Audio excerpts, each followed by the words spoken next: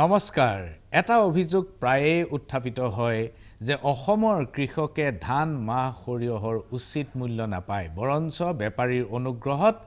বহু কম মূল্যত বিক্ৰী কৰিব লগা হয় একোটা বছৰত প্ৰতি কুইণ্টল ধানত 550 টকা কেতিয়াবা 500 টকা এনেকুৱা মূল্যটো বিক্ৰী কৰিব লগা হয় কিন্তু শেহতীয়াকৈ অসম চৰকাৰে চৰকাৰীভাৱে নিজে ধান কিনাৰ সিদ্ধান্ত গ্ৰহণ কৰিছে আৰু ইয়াৰ পৰৱৰ্তী অৱস্থাৰ ছবিখন আলোচনা কৰাটোৱেই আজিৰ সাৰাংশৰ উদ্দেশ্য প্ৰথমতেই চাওঁ আহক অসম বিধানসভাত এই ধান ক্ৰয় প্ৰসংগত যি আলোচনা হৈছিল আৰু কৃষি বিভাগৰ কৰ্তন প্ৰস্তাৱত অংশগ্ৰহণ কৰি CPI-M দলৰ বিধায়ক মনোৰঞ্জন তালুকদাৰে কি কৈছিল এটা সৰু ভিডিঅ' কৃষি বিভাগ আমাৰ অৰ্থনীতিৰ এক মেৰুদণ্ড কিন্তু এই বিভাগটো যেনে ধৰণে চলিছে বা কৃষি সম্পৰ্কত যি নীতি নিৰ্ধাৰণ তেওঁলোকে কৰিছে এই নীতিয়ে স্বাভাৱিকতে অসমৰ কৃষকক কোনোপধ্যে লাভৱান্বিত নকৰে বুলি মই ভাবোঁ এতিয়া ডাঙৰ কথাটো হৈছে MSPক লৈ পেলাই ধান ক্ৰয়ক লৈ পেলাই চৰকাৰী পক্ষৰ বিধায়কসকলে খুব উচ্চ প্ৰশংসাৰে চৰকাৰক ঘূৰাই দিব বিচাৰিছে কিন্তু মই মনত পেলাই দিব খুজিছোঁ ভাৰতবৰ্ষৰ কৃষকে এক বছৰ দিল্লী ঘেৰাও কৰি ৰাখি MSP প্ৰয়োগ কৰাৰ কাৰণে যি আন্দোলন কৰিছিল আন্দোলনৰ ফলত আজি MSPৰ বিষয়টো ওপৰলৈকে আহিছে চৰকাৰে গুৰুত্ব দিছে মই ভাল পাইছোঁ কিন্তু এই MSP যাতে নিশ্চিত হয় তাৰ কাৰণে এখন কেন্দ্ৰীয় আইন আনি পেলাই আজিও MSPক আইনগত পদ্ধতিৰ মাজত আবদ্ধ কৰাৰ ব্যৱস্থাটো চৰকাৰে কৰা নাই ফলত আমাৰ ৰাজ্যবিলাকত এক নিৰ্দেশিকাৰ মাজেদি চেণ্ট্ৰেল গভৰ্ণমেণ্টৰ নিৰ্দেশিকাৰ মাজেদি MSPটো প্ৰয়োগ হৈ আছে কিন্তু এটা ধানৰ পৰা আৰু এক্সটেণ্ড কৰি আৰু অন্য কৃষকৰ উৎপাদিত ফচলত MSP নিশ্চিত কৰাৰ কথাটো আলোচনা বিলোচনা হৈছে নিশ্চয় এই ক্ষেত্ৰত গুৰুত্ব প্ৰদান কৰিব তালুকদাৰে কৈছে যে মিনিমাম সাপোৰ্ট প্ৰাইস MSP আইনি গণ্ডিৰ ভিতৰলৈ আনিব লাগে নিৰ্দেশনাৰ জৰিয়তে বছৰে বছৰে MSP নিৰ্ধাৰণ কৰাটো সঠিক কথা নহয় বৰঞ্চ ইয়াক বিধিগত বাধ্যতামূলক কৰিব লাগিব MSPটো কিন্তু চৰকাৰে অসম চৰকাৰে এতিয়াও যদিও আইন নাই MSPৰ তৎসত্ত্বেও নিৰ্দেশিকা যোগে MSP নিৰ্ধাৰণ কৰিছে ধানৰ ক্ষেত্ৰত মিনিমাম সাপোৰ্ট প্ৰাইস নিৰ্ধাৰণ কৰি চৰকাৰে ক্ৰয় কৰিবলৈ আগ্ৰহ প্ৰকাশ কৰিছে কিন্তু তৎসত্ত্বেও কৃষকে ধান বেচিবলৈ আগ্ৰহ প্ৰকাশ কৰা নাই কিয় কৰা নাই গ্ৰাফিক্সত দেখিব যে অসম চৰকাৰে যোৱা জানুৱাৰী মাহত কৃষকৰ পৰা ধান ক্ৰয়ৰ সিদ্ধান্ত গ্ৰহণ কৰিলে প্ৰতি মেট্ৰিক টন ধানৰ মূল্য নিৰূপণ কৰা হ'ল 1940 টকা কৃষকে যাতে চৰকাৰী এজেন্সিত ধান বিক্ৰী কৰে তাৰ বাবে এটা সজাগতাৰ সৃষ্টিৰ চেষ্টা কৰা হ'ল সমগ্ৰ ৰাজ্য জুৰি 10 জানুৱাৰী তাৰিখে গাঁও সভা পাতি প্ৰতিজন কৃষকক বুজাই দিবলৈ চেষ্টা কৰা হ'ল কেনেকৈ চৰকাৰী এজেন্সিত তেওঁ সহজেই ধান বিক্ৰী কৰিব পাৰিব অসমত মুঠ ধান উৎপাদন হয় বছৰি প্ৰায় 80 লাখ মেট্ৰিক টন আৰু চৰকাৰে ক্ৰয় কৰাৰ সিদ্ধান্ত গ্ৰহণ কৰিছে মাত্ৰ 10 লাখ মেট্ৰিক টন অৰ্থাৎ মুঠ উৎপাদনৰ 12.5% হে চৰকাৰে ক্ৰয় কৰিব এই যে চৰকাৰে 10 লাখ মেট্ৰিক টন ক্ৰয় কৰিব অহা সেপ্টেম্বৰ মাহ পৰ্যন্ত ইয়াৰ বাবে চৰকাৰে 6টা এজেন্সি নিয়োগ কৰিলে এই এজেন্সি কেইটাৰ ধান ক্ৰয় কৰাৰ বাবে যি 6টা এজেন্সি নিয়োগ কৰা হৈছে এই নিয়োগ কৰা 6টাৰ 2টা মাত্ৰ ৰাজ্য চৰকাৰৰ অধীনৰ এজেন্সি বাকি 4টা হৈছে কেন্দ্ৰীয় চৰকাৰৰ এজেন্সি ইয়াৰে অসম চৰকাৰৰ যিগিটা এজেন্সি সেইগিটাৰ এটা হৈছে অসম খাদ্য আৰু অসামৰিক যোগান নিগম এটো নতুন এজেন্সি অসম খাদ্য আৰু অসামৰিক যোগান নিগম বুলি নতুনকৈ গঠন কৰা হৈছে চমুকৈ আমি খাদ্য যোগান নিগম বুলি কম আনটো ৰাজ্যিক এজেন্সি হৈছে কৃষি বিভাগৰ অন্তৰ্গত অসম কৃষি সামগ্ৰী বিপণন পৰিষদ AGMC বুলি আমি যাক কওঁ এতিয়া এই দুটা এজেন্সি হৈছে Assam government agricultural marketing board এটো এটা এজেন্সি আৰু ইটো হৈছে Assam food and civil supply corporation এগিটা ৰাজ্যিক এজেন্সি সেন্ট্ৰেল গভৰ্নমেন্টৰ এজেন্সি 4টা এটা হৈছে FCI আমি সকলোৱে জানো ফুড কৰ্পোৰেচন অফ ইণ্ডিয়া ইটো হৈছে নাফেড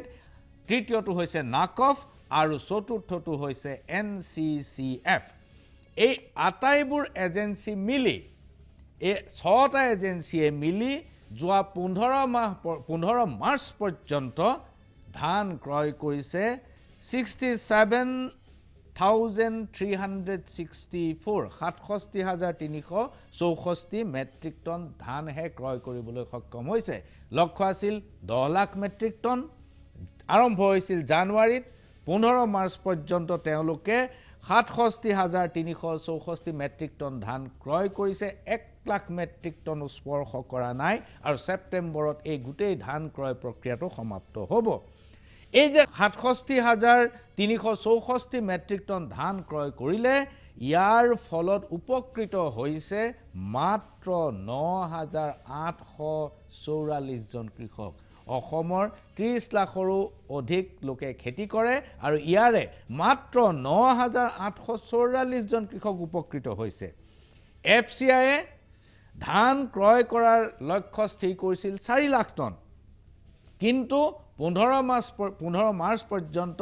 এফচিআইয়ে ধান ক্ৰয় কৰিছে মাত্ৰ 35,774 মেট্ৰিক টন কৃষি বিপণন পৰিষদে কিন্তু ভাল ফল দেখুৱাইছে অসম ৰাজ্যৰ যিটো এজেন্সি অসম চৰকাৰৰ যিটো এজেন্সি কৃষি বিপণন পৰিষদ Assam government agricultural marketing board এই পৰিষদে কিন্তু ভাল ৰিজাল্ট দেখুৱাইছে তেওঁলোকৰ লক্ষ্য আছিল 3,150 টন আৰু তেওঁলোকে ইতিমধ্যে 2,176 মেট্ৰিক টন কিনা হৈ গৈছে অৰ্থাৎ তেওঁলোকে যি লক্ষ্য স্থিৰ কৰিছিল সেই লক্ষ্যত 69% তেওঁলোকে অতিক্ৰম কৰিছে অসম চৰকাৰৰ যি নৱনিৰ্মিত খাদ্য যোগান নিগম এই নিগমৰ লক্ষ্য আছিল 1,60,000 মেট্ৰিক টন কিন্তু নিগমে 15 মাৰ্চ পৰ্যন্ত 22,616 মেট্ৰিক টন ধানহে ক্ৰয় কৰিছে আৰু ইয়াৰ দ্বাৰা উপকৃত হৈছে মাত্ৰ 3,131 গৰাকী কৃষক কেন্দ্ৰীয় এজেন্সি নাকফে 15,000 মেট্ৰিক টনৰ বিপৰীতে ক্ৰয় কৰিছে মাত্ৰ 1,1254 টন তেওঁলোকৰ টাৰ্গেট আছিল লক্ষ্য আছিল 15,000 মেট্ৰিক টন কিন্তু 15 মাৰ্চ পৰ্যন্ত তেওঁলোকে 1,254 মেট্ৰিক টন হে ক্ৰয় কৰিব পাৰিছে নাফেড আন এটা কেন্দ্ৰীয় চৰকাৰৰ এজেন্সি ইয়াৰ দায়িত্ব আছিল 1 লাখ মেট্ৰিক টন কিন্তু ক্ৰয় কৰিছে মাত্ৰ 4,910 মেট্ৰিক টন NCCF নামৰ কেন্দ্ৰীয় সংস্থাই 1,15,000 মেট্ৰিক টন লক্ষ্য স্থিৰ কৰিছিল কিন্তু ক্ৰয় কৰিছে মাত্ৰ 634 টন মন কৰিব ৰাজ্যিক এজেন্সিসমূহে ধান ক্ৰয় কৰাৰ ক্ষেত্ৰত যথেষ্ট আগ্ৰহ প্ৰকাশ কৰিছে যথেষ্ট উৎসাহ দেখুৱাইছে কিন্তু কেন্দ্ৰীয় চৰকাৰৰ যি 4টা এজেন্সি আছে এই 4টা এজেন্সিয়ে কিন্তু ধান ক্ৰয় কৰাৰ ক্ষেত্ৰত কিমান উৎসাহ প্ৰদৰ্শন কৰিব পৰা নাই অথবা কিমান সফলতা অৰ্জন কৰিব পৰা নাই তেওঁলোক এক প্ৰকাৰ অনিহাৰ মাজেদি গোটেই প্ৰক্ৰিয়াটো আৰম্ভ হৈছে এই প্ৰসংগত যেতিয়া আমি কৃষি মন্ত্ৰী অতুল বৰাৰ প্ৰতিক্ৰিয়া গ্ৰহণ কৰাৰ চেষ্টা কৰিছিলো তেতিয়া কৃষি মন্ত্ৰী অতুল বৰাই কি কৈছিল এবাৰ চাওঁ আহক এটা সৰু ভিডিঅ' ৰাজ্য চৰকাৰে পোন প্ৰথমবাৰৰ বাবে বহুত লাখ মেট্ৰিক টন মানে 10 লাখ মেট্ৰিক টন ধান ক্ৰয়ৰ বাবে আগবাঢ়িছে ইয়াত এফচিআই আছে নাফেড আছে এগ্ৰিকালচাৰ মাৰ্কেটিং বোৰ্ডো আছে কিন্তু দেখা গৈছে যে বহুত আমি চেষ্টা কৰিছোঁ বহুত চেষ্টা কৰাৰ পাছতো এতিয়ালৈকে বহু খেতিয়ক আগবাঢ়ি অহা নাই আমি এৱাৰনেছ ক্ৰিয়েট কৰিবৰ কাৰণেও আমি যত্ন কৰিছোঁ আমাৰ ৰাজ্যখনত 80 লাখ মেট্ৰিক টন ধান উৎপাদন হয় চৰকাৰী তথ্য মতে তো সেই হিচাপে এতিয়ালৈকে বহুতখিনি হ'ব লাগিছিল হয় আপুনি ঠিকেই কৈছে আমি দেখিছোঁ এফচিআইৰ ক্ষেত্ৰত বিভিন্ন অভিযোগো আমাৰ হাতলৈ আহিছে নহাকৈ থকা নাই প্ৰকিউৰমেণ্ট চেণ্টাৰবিলাকত ছাফিচিয়েণ্ট মেন পাৱাৰ নাই আৰু গোডাউনো আমাৰ কম আছে ইও এটা ডাঙৰ সমস্যা তৎসত্ত্বেও আমি এতিয়াও আশা কৰিছোঁ যে সময় যিহেতু আমাৰ হাতত আছে অনাগত দিনত ধান ক্ৰয়ৰ পৰিমাণ নিশ্চিতভাৱে এফচিআইকে ধৰি অন্যান্য সংস্থাকেইটাও বঢ়াবলৈ সক্ষম হ'ব অন্যহাতে আমাৰ ৰাজ্যখনত 80 লাখ মেট্ৰিক টন ধান ক্ৰয় হ'লেও প্ৰডাকশ্যন হ'লেও আমি দেখিছোঁ যে কিছুমান লোকে আগতীয়াকৈ ধানৰ বাবে বন্দবস্তি কৰি থয় খেতি কৰাৰ আগতেই পইচা দি থয় সেইকাৰণে খেতিয়কে এফচিআই বা অন্যান্য তেনেধৰণৰ সংস্থাসমূহক ধান বিক্ৰী কৰিবৰ কাৰণে আগবাঢ়ি নাহে আৰু অন্যহাতে এনে কিছুমান জিলা আছে আজি হোজাই জিলাৰ কথা হোজাইত যথেষ্ট ধান প্ৰডাকশ্যন হয় কিন্তু হোজাই বহু ধান মিজোৰামৰ ফাললৈকে গুচি যায় ঠিক তেনেকৈ নামনি অসমৰ কিছুমান খেতিয়কে ভূটানলৈ পঠায় বাংলাদেশলৈ সেই ফালৰ পৰা যায় এনেধৰণৰ হোৱাৰ বাবে এনে পৰিস্থিতিত আচলতে বহুত খেতিয়কে FCI বা অন্যান্য সংস্থাসমূহৰ ওচৰত ধান বিক্ৰীৰ বাবে আগবাঢ়ি অহা নাই। FCI যোনটো যেহেতু পইচাটো অন্য বেপাৰীক দিলে বা প্ৰতিষ্ঠানক দিলে যিমান সোনকালে পায়, FCI আসলে সময়টো অলপ লাগে, হেতু কাৰণেও কৃষকে FCI দিবলৈ নিবিচাৰে না। এইবাৰ তেওঁলোকে মই দেখিছোঁ যে সোনকালে তেওঁলোকে কৃষকে পাবলগীয়া যিটো ধন তেওঁলোকে যিখিনি ক্ৰয় কৰে তাৰ বিনিময়ত দিবলগীয়া ধনখিনি সোনকালে আদায় দিছে। তথাপি তেওঁলোকৰ মেন পাৱাৰ হয়তো কম আছে। মেন পাৱাৰটো এটা অন্য সমস্যা বুলি মই অনুভৱ কৰোঁ। কিন্তু ভৱিষ্যতৰ দিনত আমি চৰকাৰৰ তৰফৰ পৰা আপোনালোকে জানে যে ইতিমধ্যে আমি গাঁও সভাবিলাক অনুষ্ঠিত কৰিছোঁ, কাৰণ ইয়াত ফুড এণ্ড চিভিল ছাপ্লাই বিভাগটোৱে মেইনলি এই কামখিনি কৰে। কিন্তু আমি ফাৰ্মাৰ্ছৰ স্বাৰ্থত এগ্ৰিকালচাৰ বিভাগটোও জড়িত হৈছোঁ। মাননীয় মুখ্যমন্ত্ৰীয়ে যৌথভাৱে এই কামখিনি কৰিবৰ কাৰণে আমাক কৈছিল, ইনষ্ট্ৰাকশ্যন দিছিল। সেইমতে আমি বিভিন্ন সময়ত আমি আমাৰ বিষয়াসকলৰ জৰিয়তে জিলাবিলাকত যিবিলাক প্ৰকিউৰমেণ্ট যিবিলাক সংস্থা আছে সেইবিলাকৰ লগত ডেপুটি কমিশ্যনাৰৰ লগত সংশ্লিষ্ট কৰ্তৃপক্ষৰ লগত VCৰ জৰিয়তে ভিডিঅ' কনফাৰেঞ্চ হৈছে। ইয়াৰ পৰা হেঁচা প্ৰয়োগ কৰি থকা হৈছে। আমাৰ মূল কথা হৈছে যে ফাৰ্মাৰ্ছে নৰ্মেলি আগতে কি কৰে যে আমি উচিত মূল্য নাপাওঁ, কিন্তু এতিয়া উচিত মূল্য দিয়াৰ ব্যৱস্থা চৰকাৰে কৰিছে। সেয়া আছিল কৃষিমন্ত্ৰী অতুল বৰা, আৰু তেওঁ কেইটামান কাৰণ দেখুৱাইছে যিকেইটা কাৰণৰ বাবে কৃষকসকলে চৰকাৰক ধান বিক্ৰী কৰাত সিমান উৎসাহ প্ৰদৰ্শন কৰা নাই বুলি তেখেতে যুক্তি প্ৰদৰ্শন কৰিছে। আহক আমি সেই কাৰণবোৰ বিশ্লেষণ কৰোঁ। গ্ৰাফিক্সত দেখিব কৃষিমন্ত্ৰী অতুল বৰাই কৈছে যে অসমত FCI যথেষ্ট কৰ্মচাৰী নাই, যাৰ বাবে FCI লক্ষ্য স্থিৰ কৰা অনুসৰি পৰ্যাপ্ত ধান ক্ৰয় কৰিব পৰা নাই। FCI এটা কেন্দ্ৰীয় চৰকাৰ এজেঞ্চি, আৰু কেন্দ্ৰীয় চৰকাৰ এজেঞ্চিসমূহে পূৰ্বোত্তৰ ৰাজ্যসমূহৰ ক্ষেত্ৰত এনেবোৰ অজুহাত সদায় দিয়ে। এই কথাটো আপোনালোকে মোৰ পৰা নহয়, আজি যোৱা 30-40 বছৰ আমি দেখি আহিছোঁ। আমি যেতিয়াই যিটো বিচাৰোঁ তেতিয়া কেন্দ্ৰীয় এজেঞ্চিসমূহে তাত কিবা নহয় কিবা প্ৰকাৰে অনীহা প্ৰকাশ কৰি কিবা এটা অজুহাত উলিয়ায়। অন্য ধান উৎপাদনকাৰী ৰাজ্য যিবোৰ আছে অসমৰ ব্যতিৰেকে, অসমৰ বাহিৰে, সেইবোৰ ৰাজ্যৰ ক্ষেত্ৰত কিন্তু FCI এইটো কাম কৰিবলৈ সাহস নকৰে। এইবাৰ যি 10 লাখ মেট্ৰিক টন লক্ষ্য স্থিৰ কৰা হৈছে, এই 10 লাখ মেট্ৰিক টন ধান ক্ৰয় কৰাৰ সিদ্ধান্তটো ৰাজ্য চৰকাৰৰ, FCI নহয়। কিন্তু অন্য ৰাজ্যৰ ক্ষেত্ৰত ধান ক্ৰয় কৰা যিটো লক্ষ্য FCI নিজে স্থিৰ কৰে। এই কথাটো জানিব। এটা মাত্ৰ মই উদাহৰণ দিওঁ, এখন ৰাজ্যৰ উদাহৰণ অন্ধ্ৰপ্ৰদেশ। অন্ধ্ৰপ্ৰদেশৰ মুখ্যমন্ত্ৰী KC ৰামাৰাও আৰু প্ৰধানমন্ত্ৰী নৰেন্দ্ৰ মোদীৰ মাজত এই যোৱা কিছুদিন এটা দীঘলীয়া উত্তপ্ত পত্ৰযুদ্ধ চলিছে। ইজনে সিজনলৈ চিঠি লিখিছে, ইছ্যু এটাই, বিষয় এটাই, সেইটো হৈছে FCI ধান ক্ৰয়। এই 21 চনত যি সাংঘাতিক ধৰণৰ পত্ৰযুদ্ধ চলিছিল, ইয়াৰ কাৰণ আছিল যে ধানৰ যিটো লক্ষ্য স্থিৰ বছৰটোৰ বাবে FCI কৰে, FCI প্ৰতি বছৰেই ঋতুৰ আৰম্ভণিতে এটা লক্ষ্য নিৰ্ধাৰণ কৰে যে এইবাৰ আমি অন্ধ্ৰপ্ৰদেশৰ পৰা ইমান ধান কিনিম। 2020 চনত FCIয়ে অন্ধ্ৰপ্ৰদেশত এই ঘোষণাটো নকৰি তেওঁলোকে সময়ে সময়ে ঘোষণা কৰি থাকিল যে অহা মাহত আমি ইমান কিনিম, অহা 2 মাহত আমি ইমান কিনিম, এইদৰে ঘোষণা কৰি থাকিলে। যাৰ ফলত সেই বছৰটোত FCIয়ে 2020 চনত FCIয়ে অন্ধ্ৰপ্ৰদেশৰ পৰা ধান কিনিছিলে 32.66 লাখ মেট্ৰিক টন, অৰ্থাৎ 32,66,000 মেট্ৰিক টন ধান কিনিছে অন্ধ্ৰপ্ৰদেশৰ পৰা। সেই বছৰত অন্ধ্ৰপ্ৰদেশত মুঠ ধান উৎপাদন কিমান হৈছিল? মুঠ ধান উৎপাদন হৈছিল 55,75,000 মেট্ৰিক টন। মন কৰিব, মুঠ উৎপাদন 55,75,000 টন, আৰু FCIয়ে ক্ৰয় কৰিছে 32,66,000 টন, অৰ্থাৎ মুঠ উৎপাদিত ধানৰ 59% ধান FCIয়ে ক্ৰয় কৰিছে। আমাৰ ইয়াত 12.5% ধান ক্ৰয় কৰিব, তাকো 6টা এজেঞ্চিয়ে। তাত অন্ধ্ৰপ্ৰদেশত FCIয়ে অকলে মুঠ উৎপাদিত ধানৰ 59% ক্ৰয় কৰিবলৈ সক্ষম হৈছে বা ক্ৰয় কৰি পেলাইছিল। কিন্তু অন্ধ্ৰপ্ৰদেশৰ মুখ্যমন্ত্ৰী KC ৰামাৰাও তাতো সন্তুষ্ট নহয়। তেওঁ কৈছে যে FCIয়ে আৰু অধিক লক্ষ্য নিৰ্ধাৰণ কৰিব লাগে আৰু অন্ধ্ৰপ্ৰদেশৰ পৰা অধিক ধান ক্ৰয় কৰিব লাগে। অসমত 80 লাখ মেট্ৰিক টন ধান উৎপাদন হয় তাৰে 10 লাখ ক্ৰয়ৰ সিদ্ধান্ত হৈছে অৰ্থাৎ 12.5% আৰু এই 10 লাখ মেট্ৰিক টনৰ মাত্ৰ 4 লাখ মেট্ৰিক টন অৰ্থাৎ মুঠ ক্ৰয় লক্ষ্যৰ 40% ধানে এফচিআই ক্ৰয় কৰিবলৈ দিয়া হৈছে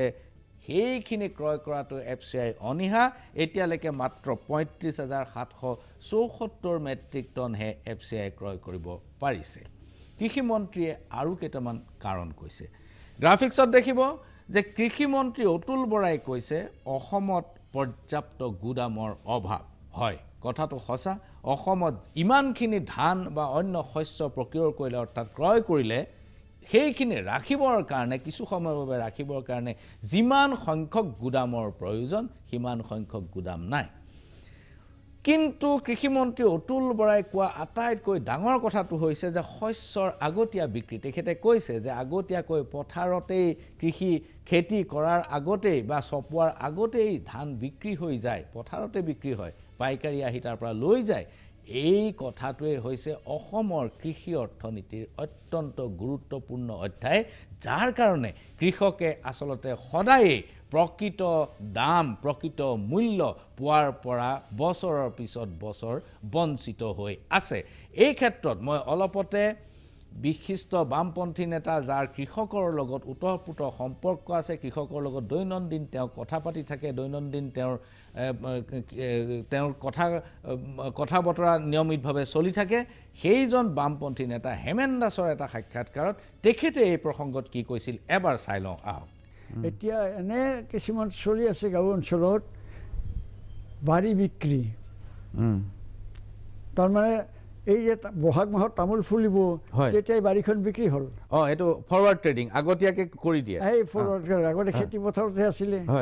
মৰাপাতত আহু ধানত বা ধানত আছিলে সৰিয়হত আছিলে এতিয়া বাৰী বিক্ৰী তামোল গছ মোৰ গৃহস্থই ৰখি থাকে কিনি নিব পাছত ধৰিলে তামোল নহয় বোলে পাণো দাদা আগতীয়াকৈ বুক কৰি দিয়ে পাণ চব তামোল পাণ নাৰিকল বাৰী বিক্ৰী শস্য বিক্ৰী সেনেকৈ বিক্ৰী চলি নাই কিন্তু সেইটো লোকচান কি তেওঁলোকেতো নগদ ধন আগতীয়াকৈ পাই যায় নগদ ধন আগতীয়াকৈ পোৱাটোৰ কাহিনী শুনক মই এঘৰ মানুহৰ বহি আছোঁ চব তামোল পাচ্ছে মহাজনে তামোল আছে বোলে তুমি তামোলৰ দাম কি ক'ব ছাৰ এতিয়া তামোলৰ দাম আছে 80 টকা আমি 20 টাকা কৰি বিক্ৰী কৰিছোঁ খুব কম দামত বিক্ৰী কৰে মহাজনে বাৰীখন কিনা যিটো দাম তামোল যেতিয়া পকিব তামোলতো ভয়ানক দাম বাঢ়ি যায় দাম হৈ যায় খেতিয়ক বিৰাটভাৱে লোকচান হৈ যায় কিন্তু খেতিয়কে আচলতে সেই সময়টোলৈ ৰ'ব নোৱাৰে তেওঁলোকৰ আৰ্থিক অভাৱ মই ধৰিছিলোঁ কিয় আনা বোলে এটা কথা আমাৰ এই বিয়া বিহু হ'লে পইচা লগা হয় একেলগে তেওঁলোকে আমাক 10,000 টকা দিয়ে বেংকতো নাপাওঁ আৰু সেইবিলাক অঞ্চলত বেংকত নাযায় এইটোৱে হৈছে প্ৰকৃত ছবি বিয়াই বিহুৱে পূজাই সকামে এই ঘটনাবিলাকত মহাজনৰ পৰা বা ব্যক্তি বিশেষৰ পৰা আগধন লয় যি সময়ত দৰকাৰ হয় তেওঁলোকে আগধন পাই যায় আৰু এই আগধনৰ পৰা তেওঁলোকে উৎপাদিত শস্য আগতীয়াকৈ বিক্ৰী কৰি থয় যাৰ ফলত উৎপাদিত শস্যৰ আচল দামৰ যিটো ঋতু যিটো ছিজন যিটো সময় সেই সময়ত তেওঁলোকে বিক্ৰী কৰিব নোৱাৰে আগতীয়াকৈ মানুহে কিনি পেলাই লৈ গুচি যায় বেপাৰীয়ে কিনি পেলাই লৈ গুচি যায় ইয়াৰ কাৰণটো হ'ল যে কৃষকৰ হাতত নগদ ধনৰ অভাৱ এই যে নগদ ধনৰ অভাৱটো কেনেকৈ পূৰণ কৰিব পাৰি সেই জেগাবিলাকত বেংক নাযায় মাইক্ৰ' ফাইনেন্স যায় কিন্তু মাইক্ৰ' ফাইনেন্সৰ সুদ অত্যন্ত বেছি ইয়াৰ পৰিপূৰক কি হ'ব পাৰে এইটো হৈছে অসমৰ কৃষি অৰ্থনীতি যিসকলে গৱেষণা কৰি আছে যিসকলে নিকট দূৰত্বৰ পৰা দেখিছে তেওঁলোকৰ বাবে এটা গুৰুত্বপূৰ্ণ লক্ষণীয় বিষয় কৃষকৰ হাতত যদি আপুনি নগদ ধন দিব নোৱাৰে অথবা কৃষকে যদি খেতিৰ ফসল যদি প্ৰকৃত মূল্যৰ পোৱাৰ সময়তো বিক্ৰী কৰিব নোৱাৰে ইয়াতকৈ আৰু ডাঙৰ দুৰ্ভাগ্যজনক ঘটনা কতো থাকিব নোৱাৰে আহক কৃষি মন্ত্ৰীৰ আন এটা যুক্তি আমি চাই লওঁ কৃষি মন্ত্ৰীয়ে কৈছে হোজাইৰ ধান মিজোৰামলৈ যায় নামনি অসমৰ ধান ভূটান আৰু বাংলাদেশলৈও যায় মিজোৰামত এতিয়া ধান চাউলৰ মূল্য অসমতকৈ বেছি পায় নেকি বাংলাদেশ ভূটানলৈ ধান চাউল কিয় যায়